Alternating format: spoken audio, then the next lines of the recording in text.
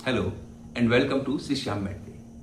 अगर आप या आपका कोई परिचित नीट 2026 में यूजी या पीजी में एनआरआई कोटे से सीट लेने के लिए सोच रहे हैं तो ये वीडियो आपके लिए बहुत ज़रूरी है। जी हाँ, एमसीसी ने 27 मई 2026 को एक नया नोटिस जारी किया जिसमें उन्होंने एनआरआई कोटा की एलिजिबिलिटी के बारे में बताया है। उन्होंने क्लियर किया है कि कौन कौन एनआरआई के लिए एलिजिबल है। तो अगर आप एनआरआई कोटे से सीट लेने के बारे में सोच रहे हैं तो ये वीडियो आपके लिए है। इस वीडियो को अंत तक जरूर देखिएगा।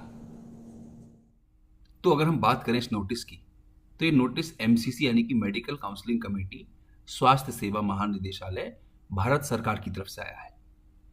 ये उन कैंडिडेट्स के लिए है जो खुद को एनआरआई या ओसीआई बताते हैं या अपनी नेशनैलिटी इंडियन से एनआरआई में कन्वर्ट कराना चाहते हैं। यानी अगर आप या आपका कोई जानने वाला नीट यूजी या पीजी 2026-27 काउंसलिंग में एनआरआई कोटा से सीट लेना चाहता है तो उसे ये वीडियो पूरा देखना चाहिए। इस नोटिस का रेफरेंस नंबर है U11011/07/2025 MEC और ये 27 मई 2026 को जारी हुआ है। तो आइए सबसे पहले समझते हैं ये नोटिस किसके लिए है। ये उन कैंडिडेट्स के लिए है जो खुद को एनआरआई यानी कि नॉन रेजिडेंट इंडियन या ओसीआई यानी कि ओवरसीज सिटीजन ऑफ इंडिया बताते हैं या फिर जो अपनी नेशनलिटी इंडियन से एनआरआई में कन्वर्ट कराना चाहते हैं। एमसीसी ने ये साफ कर दिया है कि ये एलिजिबिलिटी क्राइटेरिया सुप्रीम कोर्ट के एक फैसले पर आधारित है। ये क्या केस था? ये केस था अंशुल तोमर बनाम स्टेट ऑफ एमपी यानी कि मध्य प्रदेश का, जो 2007 और 8 में आया था। इस केस के फैसले के आधार पर अब सारे एनआरआई कोटा कैंडिडेट को एलिजिबिलिटी क्राइटेरिया को फॉलो करना होगा। तो वो एलिजिबिलिटी कंडीशंस, वो क्लॉजेज क्या हैं? जो कोर्ट ऑर्डर आया था उसमें एलिजिबिलिटी के 2 क्लॉज दिए थे। तो हम बात करते हैं उन दोनों मुख्य क्लॉजेज की कि वो कंडीशंस क्या थी। पहली कंडीशन ये है कि अगर स्टूडेंट के माता पिता में से कोई भी एक एनआरआई है और सामान्य रूप से वो विदेश में रहता है तो वो एलिजिबल माना जाएगा। दूसरी कंडीशन क्या थी? दूसरी कंडीशन ये थी कि अगर स्टूडेंट का कोई फर्स्ट डिग्री रिलेशन, कोई ब्लड रिलेटिव यानी कि सगा भाई या सगी बहन एनआरआई है और विदेश में रहती है तो भी स्टूडेंट को एलिजिबल माना जाएगा। लेकिन कोर्ट ने ये साफ कह दिया कि इस डेफिनेशन में सगे भाई बहन भी शामिल हैं, सिर्फ माता पिता ही नहीं। यानी कि अगर माता पिता एनआरआई हैं तो बच्चा एनआरआई है, ये तो समझ में आती है बात। लेकिन यह है कि अगर कोई भाई बहन भी बाहर रह रहा है विदेश में और उसका कोई भाई बहन यहाँ हिंदुस्तान में है और वो एनआरआई कोटे का लाभ लेना चाहता है तो उसे अपने भाई बहन के एनआरआई होने का लाभ मिलेगा। अब आता है तीसरा और सबसे इंपॉर्टेंट पॉइंट, गार्जियन वाला केस। अगर कोई व्यक्ति स्टूडेंट को अपना वार्ड यानी कि पालने यानी कि मैंने इसे पाला है ये मानकर एनआरआई कोटा दिलाना चाहता है तो उसे नियरेस्ट रिलेशन होना जरूरी है। अब वो नियरेस्ट रिलेशन कौन से हैं?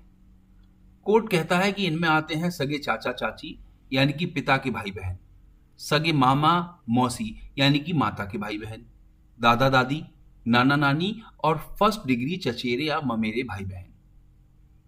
लेकिन सिर्फ रिश्ता होना ही काफी नहीं है। उस व्यक्ति को खुद भी एनआरआई होना चाहिए जो आपको एनआरआई कोटे का लाभ दिला रहा है। सामान्य रूप से विदेश में रहना चाहिए। उसने स्टूडेंट की परवरिश एक गार्जियन की तरह की हो, इस बात का भी उसे सबूत देना पड़ेगा और इसके बारे में एक एफिडेविट यानी कि शपथ पत्र भी देना पड़ेगा कि हाँ, मैंने इसे एक बच्चे की तरह पाला है, मैं इसका गार्जियन हूं। पहले क्या होता था कि कोई भी एनआरआई किसी भी व्यक्ति को सीट दिला देता था, चाहे वो उसका ब्लड रिलेटिव हो या ना हो, चाहे वो उसका सगा संबंधी हो या ना हो। एक तरीके से सीट की खरीद फरोख्त कह सकते हैं आप कि एनआरआई के नाम पे ज्यादा फीस से सीटें मिल जाती थी। लेकिन अब कोर्ट ने साफ मना कर दिया है कि एनआरआई का लाभ तभी मिलेगा जब वो इन कंडीशंस को पूरा करता हो। अब एक बहुत जरूरी बात, एमसीसी ने साफ कहा है कि 2026 के नीट एस्पिरेंट्स की काउंसलिंग के दौरान एमसीसी या कोई दूसरी कॉम्पिटेंट अथॉरिटी उन कैंडिडेट से उनके एविडेंशियल प्रूफ और लीगल डॉक्यूमेंट मांगेगी। यानी कि यहाँ ये साफ हो गया कि वो डॉक्यूमेंट्स उस समय वहां पर देखे जाएंगे, चेक किए जाएंगे, खास तौर पर पॉइंट 3D और 3E के मुताबिक। ये पॉइंट 3D और 3E क्या है? ये जो एमसीसी का एक नोटिस आया है, हमारे चैनल के डिस्क्रिप्शन में आपको वो लिंक मिल जाएगा। आप उस लिंक को डाउनलोड करके उसे पूरा पढ़ सकते हैं कि पॉइंट 3D और 3E क्या है। ये पॉइंट इसलिए ज़रूरी है जिससे साबित ये हो जाए कि जो व्यक्ति स्पॉन्सर बन रहा है वो असल में वास्तव में स्टूडेंट का बोनाफाइड लीगल गार्जियन है। ये सारी documentation guardian and ward act 1890 के हिसाब से होनी चाहिए। ये एक एक्ट बना हुआ है जिसे हम कहते हैं गार्जियन एंड वार्ड एक्ट 1890। तो चलिए इसे एक क्विक समरी के जरिए शॉर्ट में समझते हैं। अगर आप एनआरआई कोटा से अप्लाई करना चाहते हैं तो 3 में से कोई एक कंडीशन आपको पूरी करनी पड़ेगी। या तो माता पिता में से कोई एक एनआरआई हो, या कोई आपका सगा भाई या बहन एनआरआई हो, या फिर कोई नियरेस्ट गार्जियन हो जो खुद एनआरआई हो, विदेश में रहता हो और जिसके पास पूरे डॉक्यूमेंट्स और एफिडेविट हों।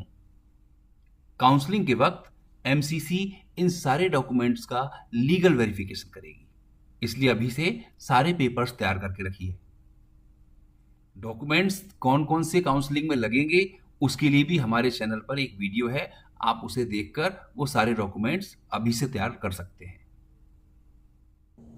तो दोस्तों, अगर आप या आपका कोई परिचित एनआरआई कोटे में अप्लाई करने की सोच रहा है तो अभी से सारे डॉक्यूमेंट्स और एफिडेविट तैयार करके रखिए, क्योंकि काउंसलिंग के समय अगर आपके पास सारे पेपर्स नहीं हो तो बहुत बड़ी दिक्कत आ जाती है, बहुत प्रॉब्लम आ जाती है। अगर आपको ये वीडियो पसंद आया हो तो इसे लाइक कीजिए, सब्सक्राइब कीजिए। हमारे डिस्क्रिप्शन में हमारे व्हाट्सएप और टेलीग्राम का लिंक दिया हुआ है, आप हमें व्हाट्सएप करके भी नई अपडेट्स के बारे में जानकारी प्राप्त कर सकते हैं। इस वीडियो में इतना ही।